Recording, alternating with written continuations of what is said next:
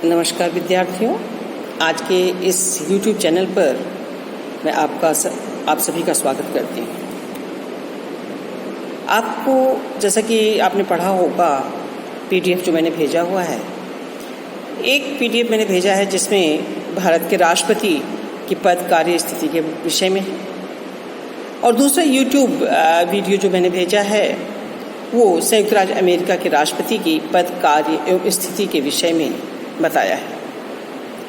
और आज जो इसी का तीसरा पार्ट है जिसमें कि भारत के राष्ट्रपति और अमेरिका के राष्ट्रपति की पद कार्य एवं शक्तियों के संदर्भ में तुलनात्मक अध्ययन से संबंधित है। तो जब आपको अमेरिका के राष्ट्रपति की और भारत के राष्ट्रपति की पद कार्य स्थिति का अलग अलग अध्ययन कर लिया है तो मुझे उम्मीद है कि आप लोगों को ये वाला चैप्टर अब इजी वे में जो तुलनात्मक अध्ययन करने का आपके प्रश्न आता है कई बार एग्ज़ाम में, उसमें काफ़ी हेल्प मिलेगी। इसीलिए मैं आपको इसमें समझाने का प्रयास कर रही हूँ। इसका एक PDF भी मैं भेजूंगी जिसमें कि तुलनात्मक अध्ययन किया जाएगा। एक तालिका के हिसाब से एक तालिका बनाया करके वो भेज रही हूँ जिससे कि आपको तुलना करने में आसानी हो जाएगी, बिंदुवार आप तुलना करेंगे। तो आज जो मैं बता रही हूँ तुलनात्मक अध्ययन में उसमें आप सभी जानते हैं कि दोनों ही राष्ट्रपति, चाहे वो भारत का राष्ट्रपति हो चाहे अमेरिका का राष्ट्रपति हो, दोनों ही अपने अपने राष्ट्रों में एक महत्वपूर्ण भूमिका का निर्वाह करते हैं। और ये भूमिका में जो असमानताएं पाई जाती हैं वो भी उनकी शासन व्यवस्था के आधार पर, जो विभेद है उसके आधार पर पाई जाती हैं समानताएं असमानताएं। जैसे कि संयुक्त राज्य अमेरिका में अध्यक्षात्मक शासन व्यवस्था है, वहीं भारत में संस्थात्मक शासन व्यवस्था है। तो अब हम एक एक करके इनका तुलनात्मक अध्ययन करेंगे। जैसे कि पहला जो मैं बिंदु बता रही हूँ वो ये है कि भारत का राष्ट्रपति जो है वो राज्य का अध्यक्ष है। उसी तरह से जो अमेरिका का राष्ट्रपति है वो राज्य का अध्यक्ष है, वो भी राज्य का अध्यक्ष। लेकिन भारत का जो राष्ट्रपति है वो शासनाध्यक्ष नहीं है, जबकि अमेरिका का राष्ट्रपति शासन का भी अध्यक्ष है। अब प्रश्न ये उठता है कि आखिर भारत का राष्ट्रपति शासनाध्यक्ष नहीं है तो शासनाध्यक्ष है कौन? तो आप समझ गए होंगे मेरा कहने का तात्पर्य। राष्ट्रपति शासन नहीं करता, राज्य करता है। शासन प्रधानमंत्री और उसका मंत्रिमंडल करता है। दूसरा बिंदु जो मैं बता रही हूँ इसी समानताओं असमानताओं के उसमें जो विभेद किया जाता है कि भारत का जो राष्ट्रपति होता है वो वैधानिक प्रधान होता है। विधि के अनुसार, संविधान के अनुसार उसे समस्त शक्तियां और कार्य सौंपे गए हैं, लेकिन वास्तविक रूप में वो इन शक्तियों का उपयोग स्वयं नहीं करता है।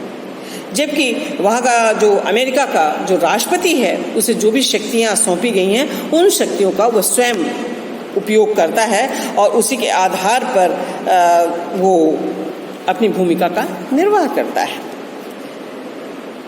तीसरा जो अंतर हम करते हैं वो ये है कि भारत का राष्ट्रपति राज्य करता है लेकिन शासन नहीं करता, जबकि अमेरिका का राष्ट्रपति राज्य भी करता है और शासन भी करता है। और एक जो अंतर और भी मैं बता रही हूँ कि जो भारतीय राष्ट्रपति है वो वीटो पावर का इस्तेमाल नहीं कर सकता, जबकि अमेरिका का जो राष्ट्रपति है वो उसके पास वास्तविक शक्तियाँ हैं, वो वीटो शक्ति भी उसको प्राप्त होती है और उस वीटो शक्ति के साथ साथ वो विलंबता भी कर सकता है। वो उसकी स्वेच्छा पर निर्भर करता है। अगला जो अंतर बताते हैं कि जो भारतीय राष्ट्रपति है वो अपने मंत्रिमंडल का सिर्फ परामर्शदाता मात्र है।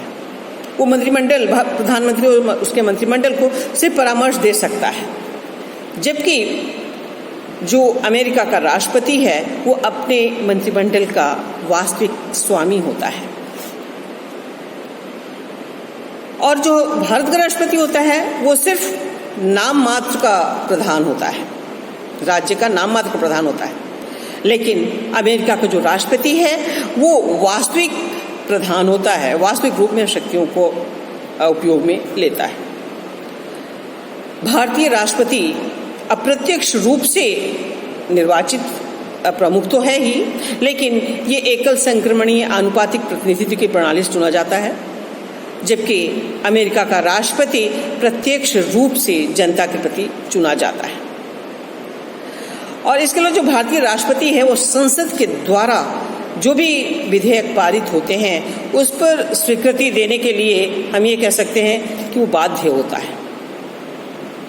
लेकिन अमेरिका का जो राष्ट्रपति है वो विलंबकारी निषेधाधिकार तथा सेवी निषेधाधिकार की शक्ति का भी उपयोग करता है, जबकि राष्ट्रपति ऐसी शक्तियों का प्रयोग नहीं करता। आगे हम ये बता सकते हैं कि भारत का जो राष्ट्रपति है वो प्रशासनिक आदेश या अध्यादेश जारी करने की कोई शक्ति उसको प्राप्त नहीं होती है, लेकिन अमेरिकन राष्ट्रपति प्रशासनिक आदेश जारी कर सकता है तथा और भी अनेक उपायों से जो विधि निर्माण संबंधित कार्य है उसको भी प्रभावित कर सकता है। भारत का राष्ट्रपति परामर्श देता है और निर्णय मंत्री करते हैं, लेकिन अमेरिका में निर्णय राष्ट्रपति करते हैं और मंत्रियों को उसकी आज्ञा अनुसार चलना होता है। और भारतीय जो राष्ट्रपति होता है सामान्यतः ये देखा जाता है, सामान्यतः क्या एक परंपरा ही है, वो निर्दलीय होता है, निष्पक्ष होता है, निर्दलीय होता है।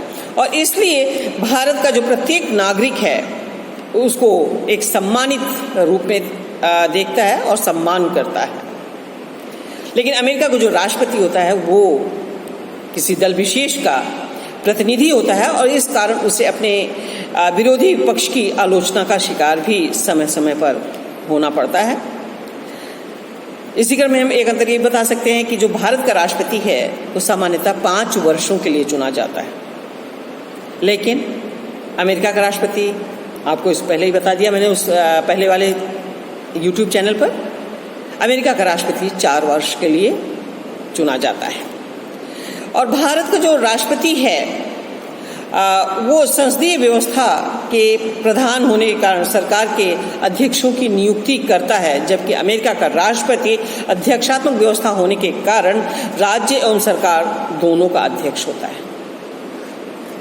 संसदीय व्यवस्था में जो मंत्रिमंडल होती है वो सामूहिक संस्था होती है, जबकि अध्यक्षात्मक व्यवस्था में राष्ट्रपति ही एकमात्र कार्यपालिका होता है, क्योंकि राष्ट्रपति अपनी स्वेच्छा अनुसार अपने मंत्रिमंडल का निर्माण करता है, जबकि संस्थात्मक शासन व्यवस्था में राष्ट्रपति प्रधानमंत्री के परामर्श से सारे कार्य करता है और इसी के नाम पर सारी नियुक्तियां की जाती हैं। भारत का जो राष्ट्रपति होता है वो अप्रत्यक्ष रूप से जनता के प्रति, जो जनता उसे निर्वाचित करती है, उस जनता के प्रति उत्तरदायी होता है, जबकि अमेरिका का राष्ट्रपति प्रत्यक्ष रूप से जिम्मेदार होता है, क्योंकि जनता प्रत्यक्ष रूप से उसका चयन करती है, जबकि भारतीय राष्ट्रपति एकल संक्रमणीय आनुपातिक प्रतिनिधित्व की प्रणाली के द्वारा चुने जाते हैं। मंत्रिमंडल पर नियंत्रण की दृष्टि से अगर हम देखें तो अमेरिका का जो राष्ट्रपति होता है उसके पास बहुत अधिक शक्तियां होती हैं, क्योंकि मंत्रिमंडल में विभागों का वितरण उसकी स्वेच्छा से होता है, वो जिसको भी चाहे मंत्रिमंडल में सम्मिलित कर सकता है या उसको उनके पद से हटा सकता है। लेकिन भारत में स्थिति ऐसी नहीं है और इनकी नियुक्ति का आधार राजनीतिक लोकप्रियता होती है। अमेरिका का जो मंत्रिमंडल है राष्ट्रपति के अधीनस्थ होता है, जबकि भारत का जो मंत्रिमंडल होता है वो राष्ट्रपति के अधीन न होकर प्रधानमंत्री के समकक्ष तथा उनके साथियों का ही होता है। साथ ही जो विधायक या सांसद होते हैं, जो सांसद होते हैं उनके समकक्ष ही होते हैं। भारत में 2 प्रकार की कार्यपालिका पाई जाती है, जो कि मैंने आपको इससे पहले वाले चैप्टर में बता ही दिया है। कार्यपालिका के प्रकार में भारत में 2 प्रकार की कार्यपालिका होती है, नाम मात्र एवं वास्तविक, जबकि संयुक्त राज्य अमेरिका में एक ही कार्यपालिका होती है जिसे कि अध्यक्ष कहा जाता है और उसी को समस्त शक्तियां प्राप्त होती हैं। इसमें इस तरह का विभेद अध्यक्षात्मक शासन व्यवस्था में नहीं किया जाता। भारतीय समाज में राष्ट्रपति एवं उसका परिवार सामाजिक आदर्श और सांस्कृतिक परंपराओं का संरक्षक माना जाता है और भारतीय जनता राष्ट्रपति को राष्ट्र का पिता मानती है। पिता तो नहीं कह सकते हम, ये कहते हैं सर्वोच्च नागरिक, सर्वश्रेष्ठ नागरिक मानती है। जबकि जो अमेरिका का राष्ट्रपति है वो अपने दल और राष्ट्र का नेतृत्व करता है और उनके वास्तविक जो शक्तियां होती हैं उनका भी उपयोग उसके द्वारा किया जाता है। विधायी शक्तियों के क्षेत्र में भी हम देखें तो उसमें अंतर पाया जाता है। अमेरिका का जो राष्ट्रपति है वो भारतीय राष्ट्रपति से बहुत अच्छी स्थिति में है। भारतीय राष्ट्रपति को केवल सिद्धांतिक रूप से विधेयकों का पुनरावलोकन करने का या दोबारा विचार करने के लिए लौटाने का अधिकार है, लेकिन अगर सदन द्वारा दोबारा पास करके राष्ट्रपति के समक्ष प्रेषित कर दिया जाता है, प्रस्तुत किया जाता है कोई विधेयक, तो राष्ट्रपति उस पर अपनी स्वीकृति देने के लिए बाध्य है। जबकि व्यवहार में कहा तो जाता है कि उसको अधिकार प्राप्त है, लेकिन वो व्यवहार में इनका प्रयोग नहीं करता। जबकि अमेरिकी राष्ट्रपति विधेयकों पर निषेधाधिकार और उसका प्रयोग भी करता है। अमेरिकी राष्ट्रपति अपने दल के माध्यम से कांग्रेस के विधि निर्माण को प्रभावित करता है। वह कांग्रेस को अपना संदेश भेजता है और उसी से निवेदन करता है कि वह समय की आवश्यकता के अनुसार कानून बनाए, लेकिन भारतीय राष्ट्रपति इस प्रकार के कार्य करने की उसकी आवश्यकता ही नहीं होती है। उसे इस तरह का कोई अधिकार प्राप्त नहीं होता है कि वो सदन को ये कहे कि आप अमुक विषय पर कानून बनाएं। भारत का जो राष्ट्रपति होता है वो किसी दल विशेष का प्रतिनिधि नहीं होता, जबकि अमेरिका का राष्ट्रपति किसी दल विशेष का सदस्य होता है। अमेरिका का राष्ट्रपति को संरक्षण का अधिकार प्राप्त है, लेकिन भारतीय राष्ट्रपति को इस प्रकार के अधिकार प्राप्त नहीं है। अमेरिकी राष्ट्रपति प्रशासन के विभिन्न पदों पर अनेक नियुक्तियां स्वयं करता है, जबकि भारतीय राष्ट्रपति को इस प्रकार के अधिकार प्राप्त नहीं है। सभी नियुक्तियां प्रधानमंत्री तथा मंत्रिमंडल द्वारा की जाती है।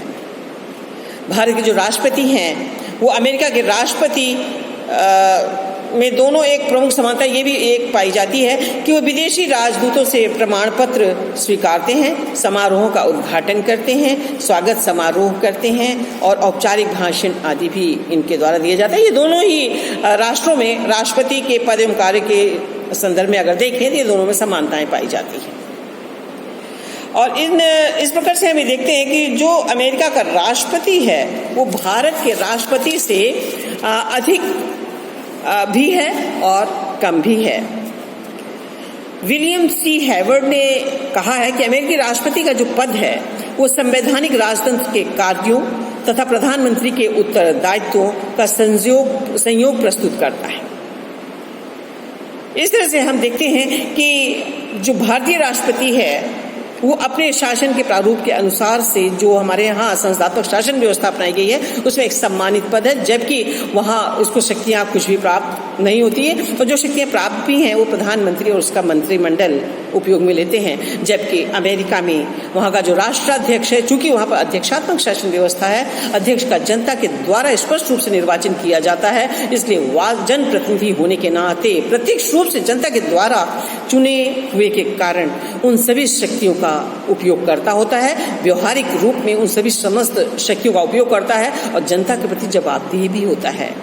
जबकि भारत में राष्ट्रपति का पद एक सम्मानित पद है और उसको समस्त अधिकार और शक्तियां होते हुए भी चूंकि वो समस्त उन शक्तियों का उपयोग नहीं करता है, उनको प्रधानमंत्री करता है, इसलिए जनता की आलोचना का शिकार भी नहीं बनता है।